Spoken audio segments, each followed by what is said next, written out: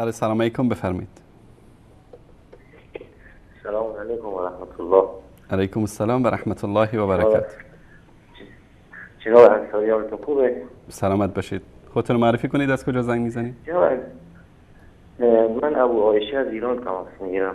ابو عایشه بفرمایید. بدرس عرضم حضور شما میخواستم بگم به این برادرای تشیع که دین به این روشنی و واضحی رو چرا عرضم حضور شما دچار ابهام میکنن؟ چرا مردم عرضم سردرگم میکنن پیروان خودشونو؟ وقتی الله تعالی در قرآن میفرمایه که همین سوره الحمد رو شما نگاه کنید، ما در هر نماز میخونیم ایاک نعبد و ایاک نستعین، فقط و فقط ما تو رو عبادت میکنیم ای خدا، ای الله، و فقط و فقط از تو استعانت میشیم، از تو کمک میخوایم. و خود الله تعالی در قرآن یا ایها الذین آمنوا استعینوا بالصبر والصلاة، یعنی روش استعانت رو مشخص کرده. درست. بعدم همون انعمت علیهم که الان برادرم میگه مقام امامت بالاتره، نمیدونم، خداوند میگه اولئک الذین انعم الله من النبیین و صدیقین و شهدا و صالحین، یعنی کسایی که خداوند بهشون نعمت داده اینها هستن. اینا هستن که خدا بهشون نعمت داده که اول انبیا و صدیقین تصدیق کردن، کسایی که در راه الله به شهادت رسیدن. بعدم ما مسلمان ها کسایی که پیرو قرآنی، پیرو محمدیم، چقدر الله تعالی تاکید می‌فرمایند که شما پیرو واقعی محمد باشین. اگر شما الله رو دوست دارید، قل ان کنتم تحبون الله فاتبعونی، اگر الله رو دوست دارید پیرو محمد صلی الله علیه و سلم باشید.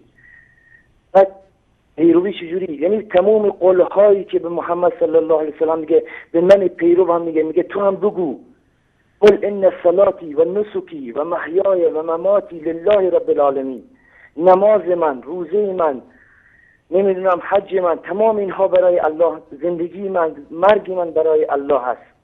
اهل سنت چجوری هستن؟ انا اعطیناک الکوثر فصل لربک وانحر، نماز بخون برای پروردگارت، قربانی بکن.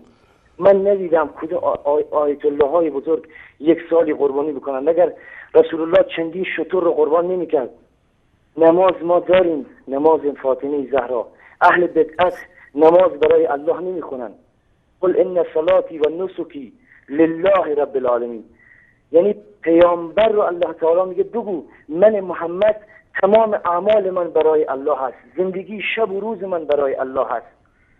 پایه های دین، ابتدایی ترین پایه دین ایمان هست، یعنی ما پایه ایمان رو باید صفر بنا بکنیم که تمام انبیا اول برای همین اومدن و برای زندگی آخرت، که ما برای آخرت آماده باشیم. وقتی ایمان نباشه آخرت ما برباد میره.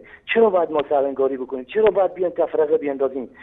برای چی به حبل الله که الله تعالی تاکید میکنن که بشتابید، چنگ بزنید به حبل الله که قرآن مجید هست، امام هست، محکم ترین چیز هست برای هدایت. ما چرا چنگ نمیزنیم که اینقدر شفاف، اینقدر واضح، آیات محکمات، یعنی واقعا قرآن عظیم و شان حکیم هست. هر کی به سمت قرآن بره خود قرآن اونو به سوی هدایت میکشونه.